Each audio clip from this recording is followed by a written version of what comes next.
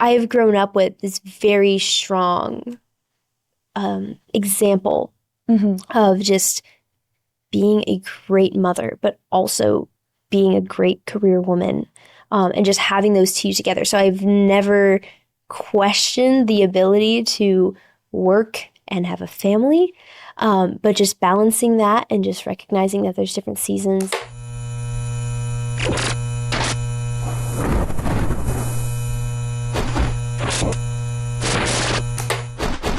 Hello, everyone. Welcome back to Gen Z Unplugged. Today we are here with one of our 2026 summer interns, Alexis Lange. Welcome, Alexis. Thank you. Thank you for having me. Of course. So tell me why you're here in DC. How did you end up here? Where are you from originally? And how has the summer been? Okay, well, I'm originally from San Antonio, Texas, born and raised there. Very proud Texan. I go to school at Benedictine College in Atchison, Kansas. I spent my last summer here in DC at the Heritage Foundation as an intern there, and it was there that I saw you, who at the time you were a current intern here at the Luce Center, and through that I got to meet all of the lovely interns from last summer, and I love just hearing about their time here, all the programming, all the seminars, day at the range, tea parties, all of it. And I loved it. So I'm here this summer because of those encounters with you and all the lovely interns. And so I've been looking forward to being a part of this program since last June in July. But just I have a great love for our country, and I think it's really important to be in our nation's capital as often as you can and doing what you can to help. Amazing. Well, this is honestly a pretty personal interview for me because I attended the same school as Alexis, Benedictine College. So I wanted to ask you about that experience at a private college. What was it like in forming your idea of being a good citizen and participating in politics and participating in transforming culture?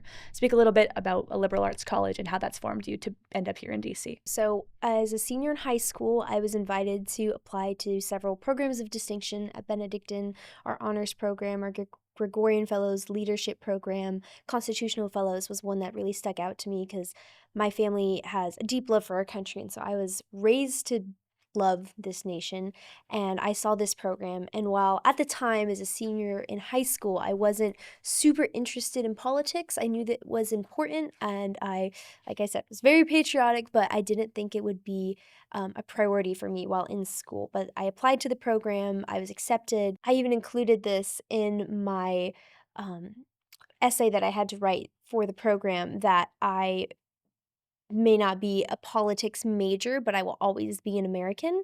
And so I think it's important that not just those who want to go into politics take the courses offered by the Constitutional Fellows Program, because it is important to have well informed citizens, whatever their work is. Now, I got to school and I started taking those classes and fell in love with the program. Everyone thinks I'm a politics major at Benedictine. It's really entertaining. No, I'm a business major who just dabbles a lot in politics. And so those classes, we took classes on the founding of the country, on the Constitution, on what it actually says, on why it's important to cherish those beliefs and cherish those values that are enshrined in those documents. We also took classes on contemporary issues. I took a class on church and state, which was just a history of how in different countries across world history have had that relationship between church and state, what that has looked like. Um, and so those classes really just further cemented my beliefs that I had about how much I Mm. love this country. It explained at a deeper level why I should love this country even more than I already did, and what sets America apart from other nations and things like that. And just having the Constitutional Fellows Program in the context of, back to your question, of a liberal arts school Mm. was just so beautiful, because I'm sitting there and I'm taking these classes on America, and then I'm also taking ethics classes, going through Aristotle, going through um, Christian moral life was another class that all Benedictine students have to take. And so being able to take those classes and apply theology and philosophy and just general Christian morality, and then thinking about that side by side with my classes on this nation and as being a good citizen. So it was a really beautiful experience. It just like took what I knew just so many steps further, and it just went so much deeper.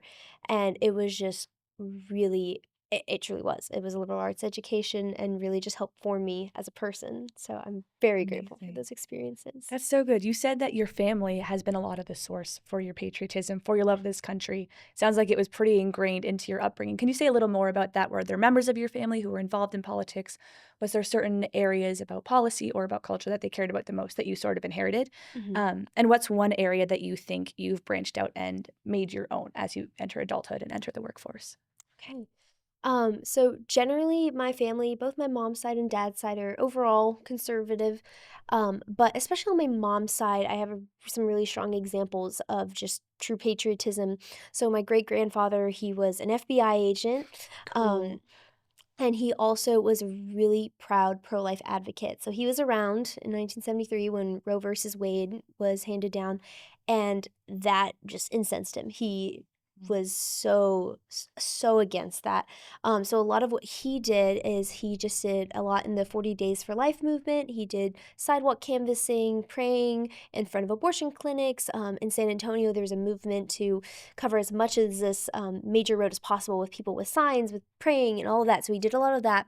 And then also in his personal life, he would, on his mail, he would write abortion is murder on the outside of every envelope he sent out, whether it was for business, whether it was personal. And like I said, this is in the 70s, 80s, and 90s. So everyone was using snail mail. Like Yeah. this, people saw this. It was like putting it on he was not afraid to stand up for what he believed and what he knew to be true, that abortion is murder. So that was my great grandfather. And then his son, my maternal grandfather, he also was very big in the pro life movement. He's an attorney as well and partners with my mom. But he was also involved in politics, so lower level politics. He ran for Senate in the early 2000s. He was beat out at the lower level, but it's just little things like that that my family like set that example of. No, it's not just politics aren't just for people out in Washington. It's not just for Mm, certain citizens. It's for all citizens to know what's happening, what's going on, and to care about things like the pro life movement. So that definitely has been the primary um, policy issue that I have grown up caring about, that I've grown up with. Like I said, when I applied to constitutional fellows, they asked what certain policies like I really cared about. That's one of them. the And that pro-life has movement. the pro life Mm, movement.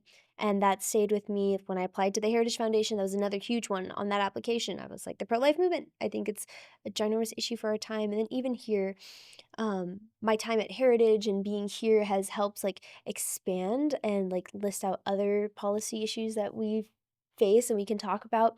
Education's another one. School mhm, choice I think is super important. So, and just the core of all that is just having a country that cares about the family and cares about the well-being of its mm, citizens on that level, not just large groups of citizens or different demographics, but really supporting strong families. I think mhm. that's really important. As far as strong families go, I mean, it sounds like your family background is a really good foundation for Yes. you trying to enter into life as a good citizen, as a good steward of this country. Were there examples in your close circles or in your family of women who really exemplified the virtues of leadership and of compassion and of strength and of discipline that you have learned from? Because here at the Luce Center, we care a lot about mentorship. We think that's incredibly important for young women who are looking to come into their own and become fully themselves. So I'd love to hear about your experience, about who has been those types of mentors within your own life. I think I've had a lot of female mentors throughout my life. My parents, they were so good. They were so good to us.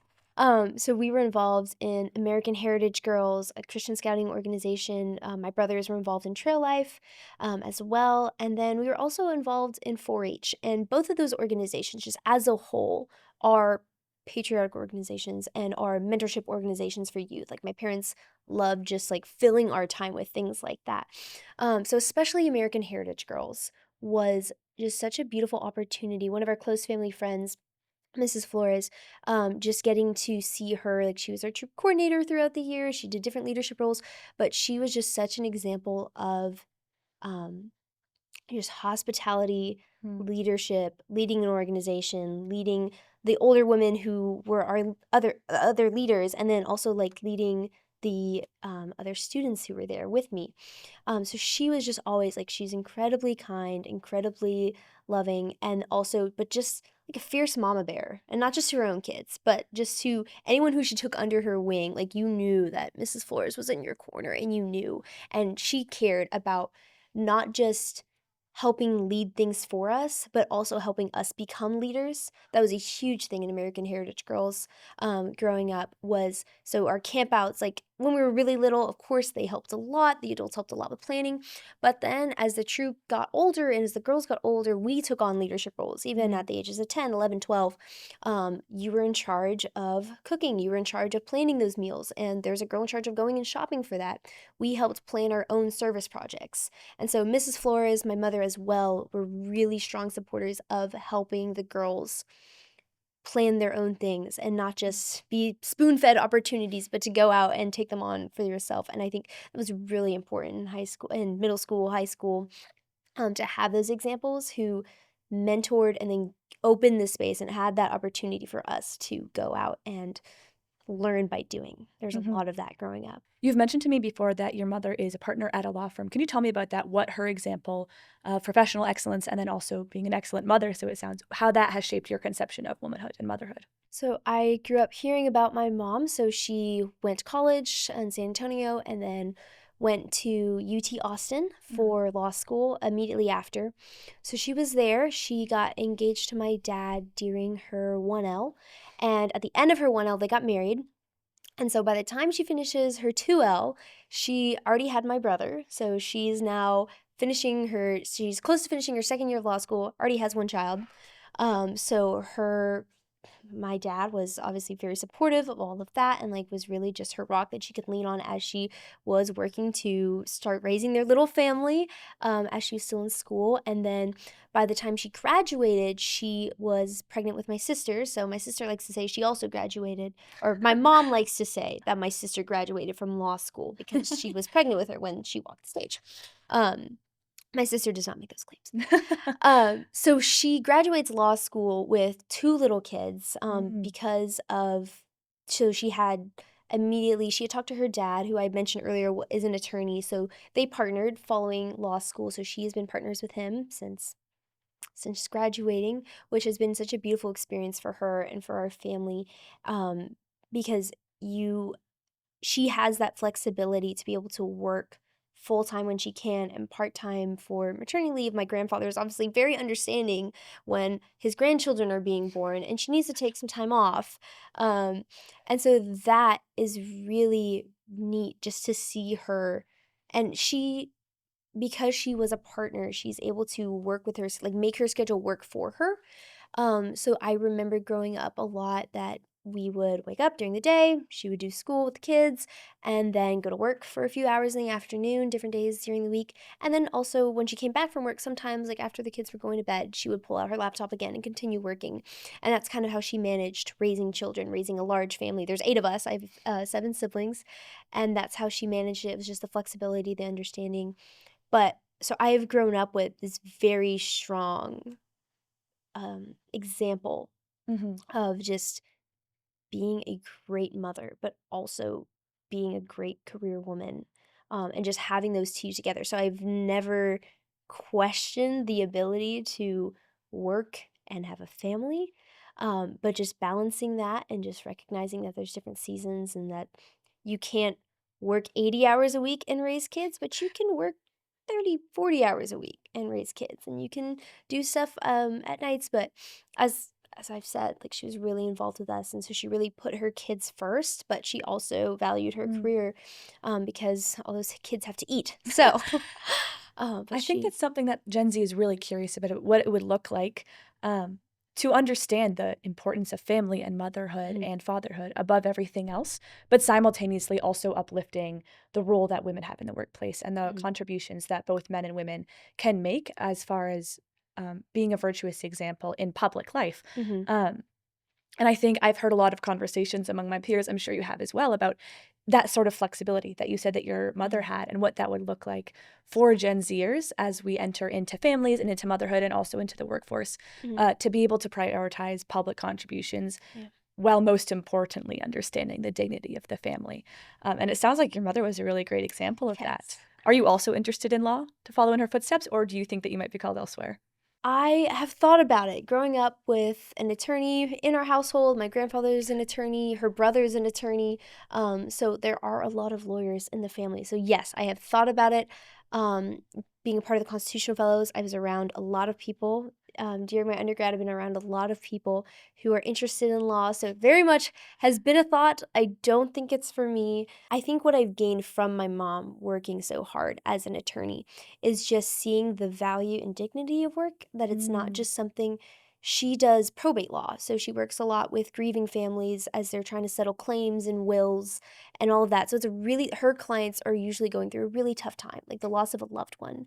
And she has always spoke to us about that being a ministry for her. Well, yes, Ooh. it is her job, but she also gets to, in a way, show Christian empathy and Christian love towards her clients. Mhm. And so that particular work where you don't automatically think of that as ministry, but just that idea of, okay, whatever my work is, there's dignity in it, and there is an opportunity to minister to others, even though she's not running publication, she's not writing theological books, she's not hosting speaking events on Christianity, but she is still able to live out being a witness. And so I think that is just those lessons, even though I don't think law school is on the horizon for me, but just seeing that thought of applying the idea of ministry within whatever your work is as very inspiring. That's something I've really taken away from that. Well, that's really beautiful. I think that's something for most of us entering Mm-hmm. the workforce or entering our professional lives to really keep in mind is the dignity of what we're doing, whether it be a little bit more directly involved in making an impact publicly versus doing things that are more behind the scenes. I think that's really beautiful. I graduated in May, so about 2 or 3 months ago. I know that you're graduating this upcoming December, so congratulations in Thank you. advance. But what's something that makes you hopeful about entering the conservative movement or entering something that's a little more private? Career-wise, what's something that makes you hopeful about the current climate with Gen Zers entering their adult life, and with political conversations shifting over the past couple years? I think just my time at Benedictine, my time as an intern here last summer, my time as an intern here this summer, I got a lot of pushback, not from family, but from some people, just like, "Oh, you're going to DC, like, it's such an awful place, everyone's crazy there, like, what are you doing?" And I was like, "No, no, no, it's gonna be good, I promise, I promise." And so I went, and I met all these other people who care Mm, about the fate of the country, they care about the well-being, people who share my beliefs. And so walking away last summer, I did not walk away with, wow, DC is this awful place and everyone there is crazy. There are so many young people who do care. Like there's yes. so many staffers on the Hill. There's so many people who work and intern in think tanks and in the White House and all that. And it's just I get so hopeful seeing how many Mm. people our age that care. Like it is really just relieving that these conversations are happening. And yes, there's disagreements on certain things, but just the fact that the conversations are happening inspires a lot of hope. Yes. I know that you're working on a research project here as an intern for the Luce Center on the epidemic of loneliness, which I also find so fascinating. And I think you're really touching on something important there. That with younger generations being spoon fed technology and social media and isolation that comes Hmm. eventually to this loneliness that you're discovering, there is a crisis of meaning and a crisis of what does it mean to be an American? What does it mean to live in community at all? Hmm. Is it worth saving? And I'm hopeful, as well as you, that there's going to be a resurgence of a desire for meaning and a desire to restore something beautiful about our communities and then about our individual lives, as well as the country Hmm. as a whole. And the fact that this country really does provide avenues for thriving communities and thriving lives. Okay, as a final question, as you're wrapping up your internship here this summer and getting ready to head back to Kansas for Benedictine is, I'd love to hear one seminar or one training or one experience here at the Luce Center this summer that really stood out to you. I can remember my own experiences last summer and how formative they were for me. So I'd love to hear something that really stood out to you that you think you're going to take into this last semester and into your adult life. Okay. I think it's a combination of different seminars. We had one on public speaking, we had one on writing, one on professionalism, one on journalism. So, kind of those four, one of the main themes of them was just being able to craft your message to your audience, to tailor Mm. it, and the importance of that. Just knowing your audience and knowing what you want to say specifically to them is so important. I think all four of those seminars really touched on that, and we got to walk through that. For example, with our public speaking seminar, we were told to cater a speech to our audience. and we were told what the audience was and then to act accordingly. For our writing seminar, we were given prompts. It was like a Mad Libs exercise, and one team was given like, okay, you're talking to a 50-year-old conservative male, and then the other group was told, okay, you're talking to a 20-year-old female, more liberal individual. And so we had that hands-on practice of tailoring our message. And so I think that's something that applies to not just speaking and writing in, more buttoned up settings or things like this, but just knowing who you're talking to in your daily life, even just in simple emails. I think that's a really important awareness to have and very applicable in any professional setting. That's amazing. Well, Alexis, we can't wait to see what you do. I Thank you. personally hope you end up back in the DC area. But if not, I know that you're going to be doing such a good job cultivating healthy families and cultivating virtue in the workplace and being a good citizen no matter where you end up. So we're so happy to have you here this summer. And thank you so much for joining us with this conversation today. We're hopeful about Gen Z and our place in the conservative movement. So please come back for more episodes. Please subscribe, and we can't wait to see you next time. Thank you. Thank you.